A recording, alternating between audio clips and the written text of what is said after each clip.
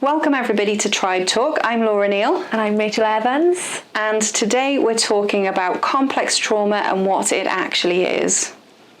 Yeah, so complex trauma comes from varied and multiple traumatic events that happen in childhood. But what does this actually look like? So in today's podcast, we're going to break that down and use a case example to define and explain what complex trauma is.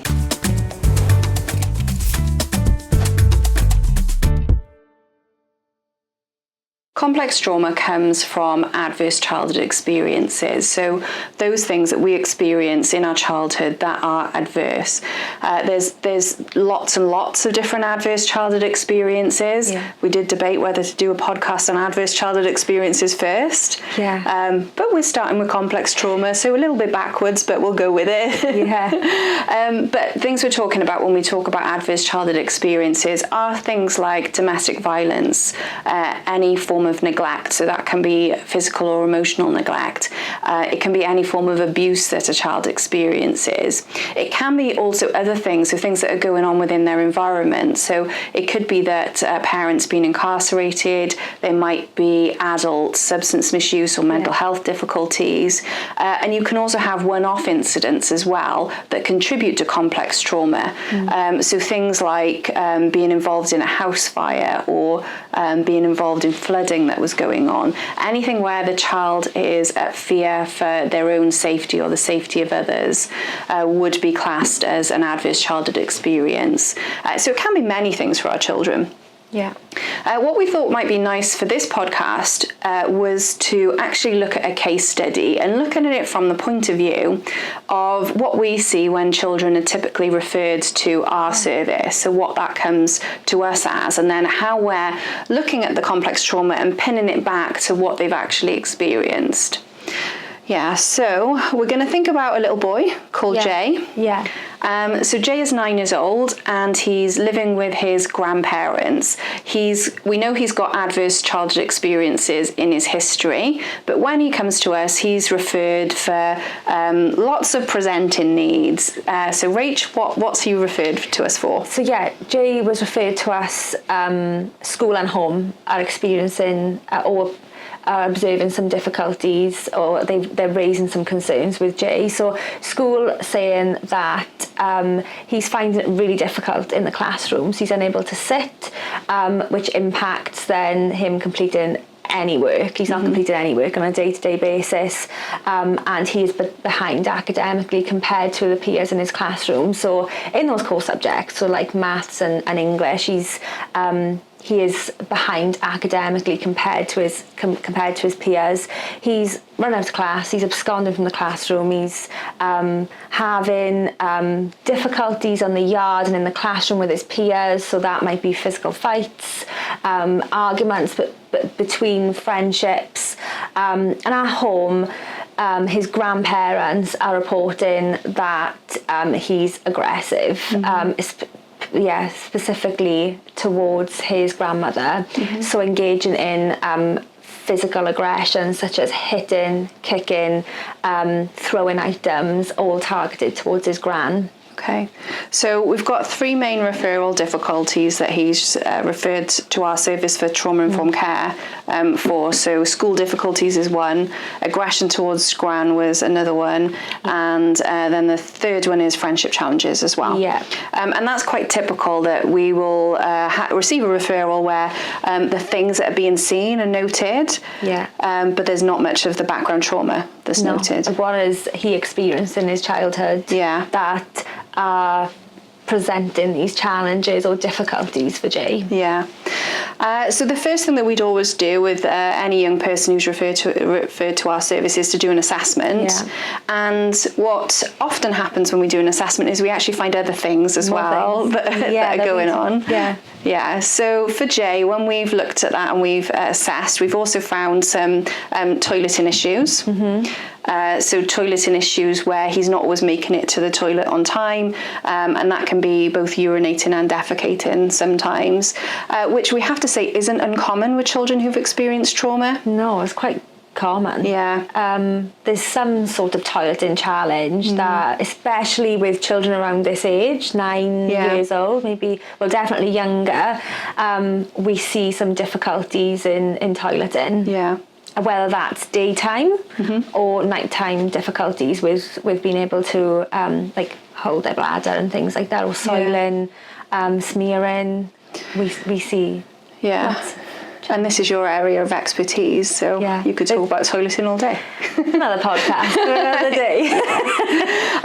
But so what we also identify is there's communication difficulties. So when we're talking about communication, we're quite typically looking at functional communication. So how are they communicating in the moment? How are they communicating their needs? How are they really advocating for themselves? And what we can see with Jay is he's got some communication needs. He seems to not always know how to advocate and communicate for himself. And using aggressive behaviours instead because he doesn't know how to communicate. Which again is quite a typical thing with children. Who've experienced trauma. So in addition to that then, what we've noted is, so we've only done an assessment so far in our example with his grandparents and social worker. We haven't actually formally assessed Jay, but what we're picking up already is that he's got some emotional delays as well. So from grandparents and from his social worker, that he doesn't always understand his emotions. He can't always label them. He doesn't always understand how they feel within his body.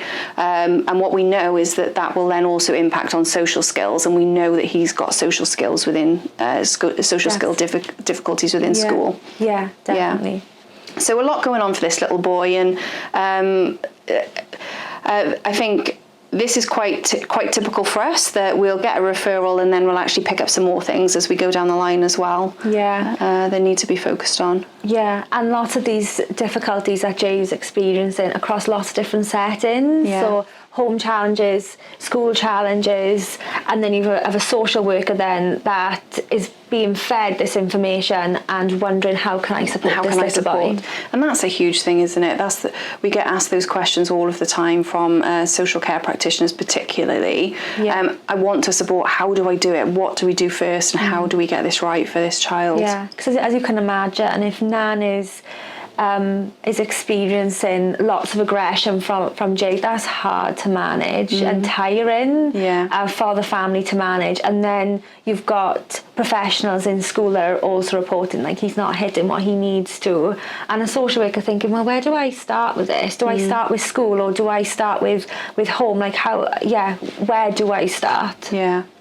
So what we want to do then is to start pinning this back to the adverse childhood experiences, and is that linked to complex trauma? Is complex trauma what we're seeing? And how are those things linked?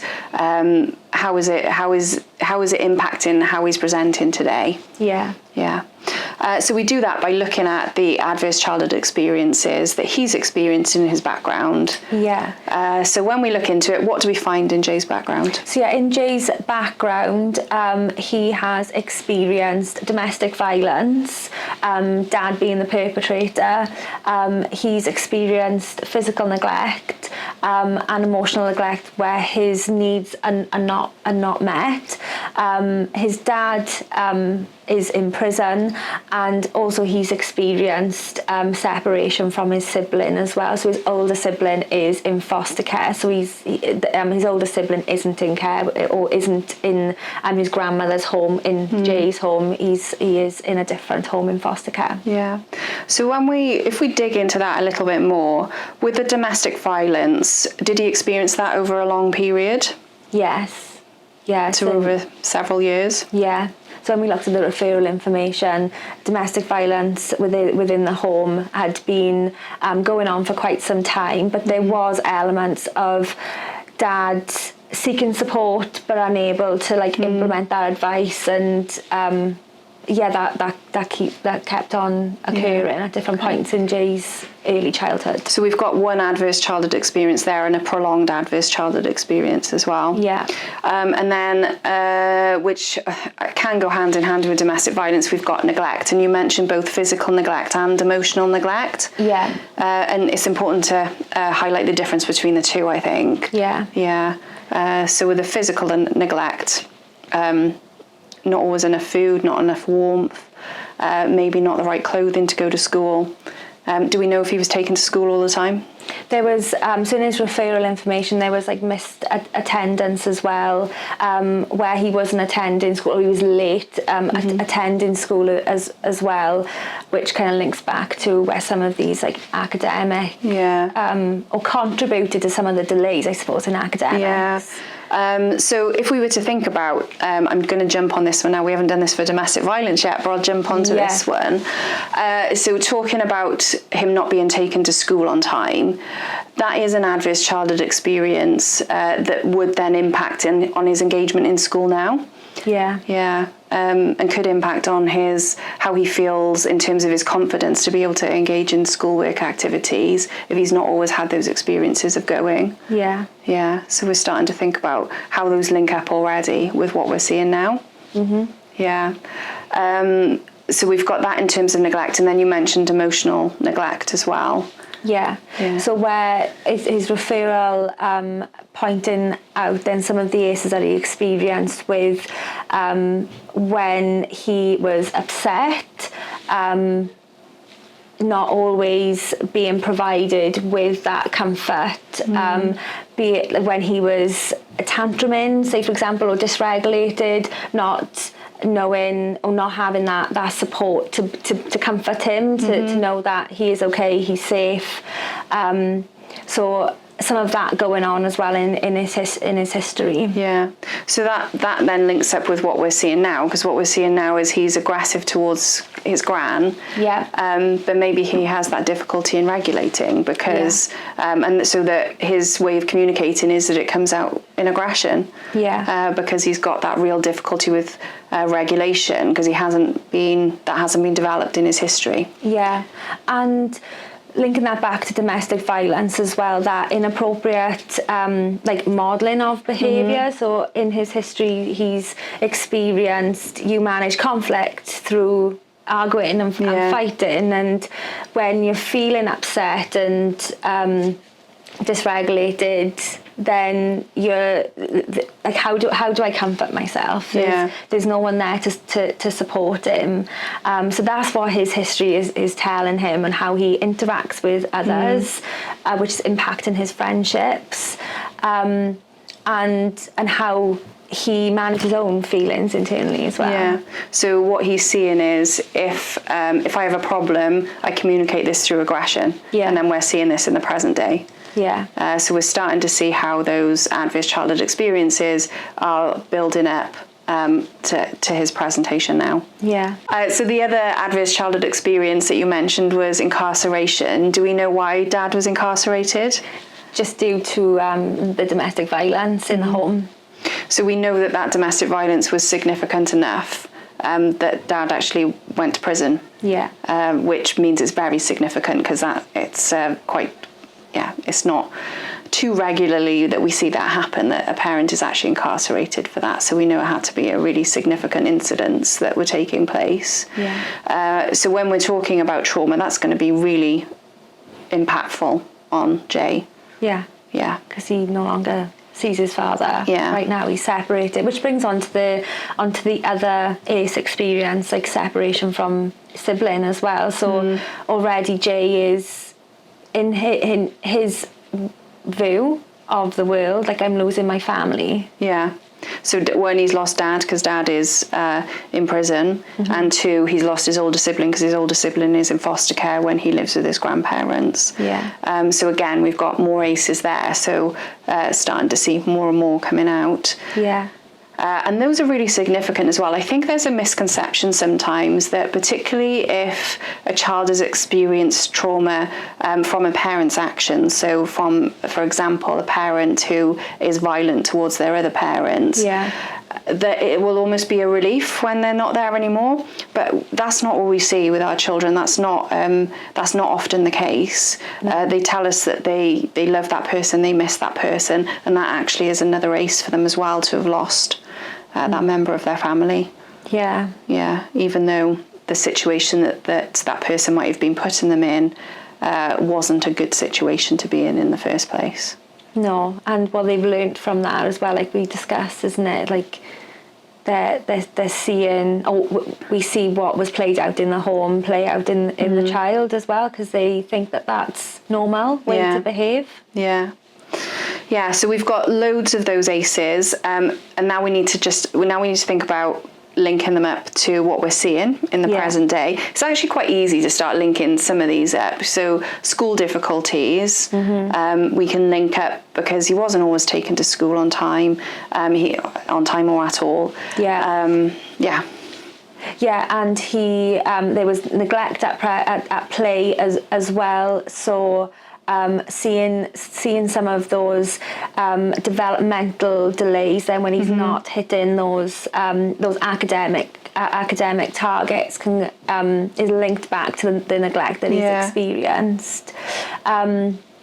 Also then, like, the aggression towards his grandmother, that links back to the domestic violence that he's experienced or being exposed to in the home. That's how we manage conflict. Like that, you know, if I can't communicate my needs, like, or if I'm upset with somebody, then that's how I manage things.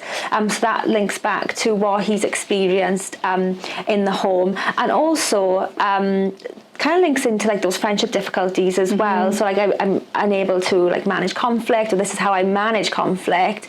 This is how I act in front of my friends, where you're seeing some of those difficulties play out, because that's what his experiences were, or that's what his model was then when he was at home. And I think integrated with that as well, so when we did our assessment, what we identified was communication difficulties. He doesn't know how to communicate. So on top of having these inappropriate role models of how you interact or resolve conflict, you've also got these communication delays, and this is where it really becomes complex trauma, because they impact on each other. He doesn't know how to communicate. He only knows how to be aggressive.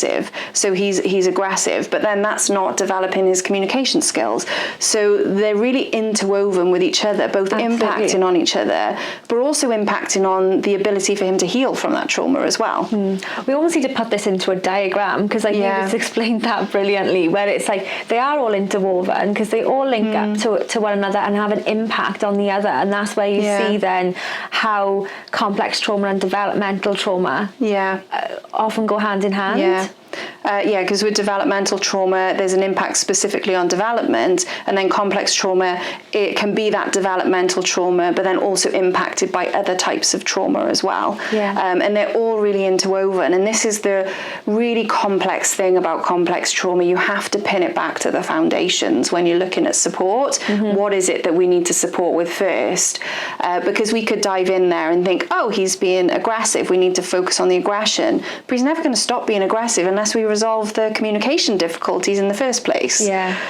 And that's what the social worker's just been saying to us, isn't it? That's where the referral came in. Like, where do I start? And that's where the assessment comes in then, which tells us, okay, we need to focus on this first before we move on to the next step, step. So, it's finding that underlying cause which is usually multiple things as well. What I also wanted to draw on as well is what you mentioned earlier. So you said about incarceration, and you said about separation from the older sibling, because the older sibling is in foster care.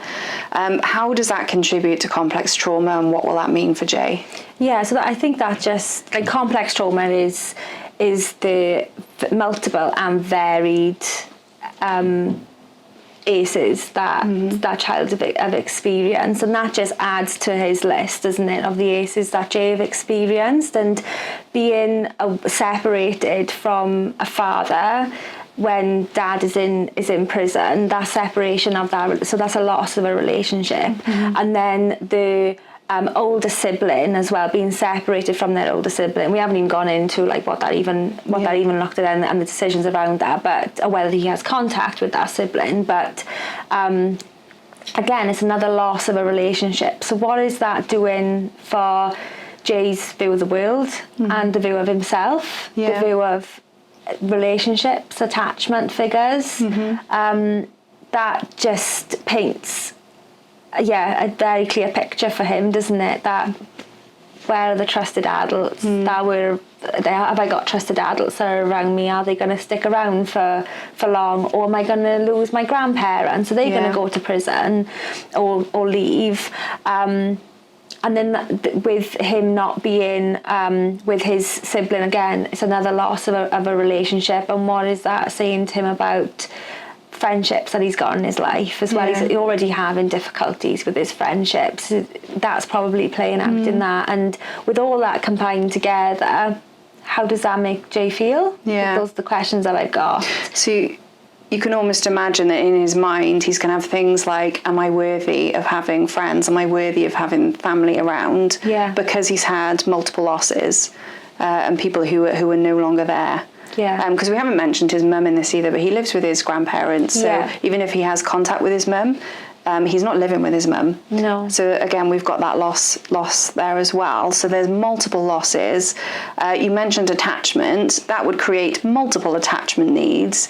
And again, those are then interwoven with the developmental delays that we've already talked about and the inappropriate relationships that he's seen. So you're seeing all of these multiple layers, which are so complex. Yeah. And it is really important to look at a child's trauma or the ACEs that they've experienced and how they're presenting currently to how they're viewing the world and their view of themselves, and look at it from their eyes. It becomes really powerful when you start and more meaningful when you start to look at it from their point of view. That's when you really understand it. Seeing the world from the way they see it through their eyes, essentially. Okay, so we've had a bit of a big discussion around complex trauma, ACEs, and related that back to an example with Jake. So I think that's a good way to kind of start thinking about complex trauma, relating it to like a case example. But complex trauma is, like we've spoken about, is varied and multiple ACEs that a child's experience. And what often happens through those missed learning experience or missed learning opportunities, that's what often leads to developmental trauma as well. So often they come hand in hand. So children who've experienced complex trauma often have experienced then developmental trauma as a result of that complex trauma. Through the missed learning opportunities that they've essentially missed through early childhood. And then you've got that interplay of just the impact of complex trauma. So it's not, it can be developmental, but you've also got that impact of how a child views the world, how they view themselves, delays in responses, inappropriate modelling because they've seen things that they shouldn't have at their age and then they copy it. I think what we have to remember is those are the examples that our children have had. So why wouldn't they think that you respond in that way? Exactly. So we're just summing up now to finish off our podcast. We've had a question from one of our team members as well. So this has come from Lynette, and she's asked, what therapy would you need for a child who's experiencing the impact of complex trauma? That's a good question. So what therapy would we need for a child who's experienced complex trauma? The answer to that is there is no one therapy, and usually it's multiple therapies. And this is where our Tribe program really comes in, because the majority of the children that we support have experienced complex trauma. They have multiple needs. Their carers have multiple needs because they're dealing with so much day to day. So it might be that young person needs trauma-informed consultations for their parents at home so that they know how to respond in a trauma-informed way that reduces challenges and increases engagement. They might need therapy, and there's an absolute huge range of therapies. It could be play therapy, can be cognitive behavioural therapy. It's very much depending on what it is that we want to target at that specific moment. I think the most important thing is an assessment and a plan. That's what I was going to say. My answer to that is, what's your assessment telling you? Because you definitely need to start at that point. And going back to our previous podcast, when we talked about our Tribe model and mapping that out, what does that look like for that child? Sequentially, what comes first? So what comes first to be able to support this child the best that we can? I think where people go wrong with complex trauma is they look to one therapy to resolve things. True, That is never going to happen if a child has experienced complex trauma. They're going to have so many multiple needs that there are going to be multiple things that they're going to require. Definitely. So yeah, just to sum up on our podcast and our key take home message for today, because we've talked a lot about complex trauma, but just to highlight the point how complex trauma and developmental trauma often go hand in hand. So if you are working with a child or supporting a child that's experienced complex trauma, it's more than likely that they've also experienced some developmental trauma. So you want to be thinking about what are those missed skills that we might need to focus on. Where have they got those developmental gaps? Because if we don't fill those developmental gaps, quite often we cannot move forward. Absolutely. It can be really fundamental. So thank you for listening. If you want to know more about trauma-informed care, then ensure you subscribe to Tribe Talk for more trauma-informed care in practice.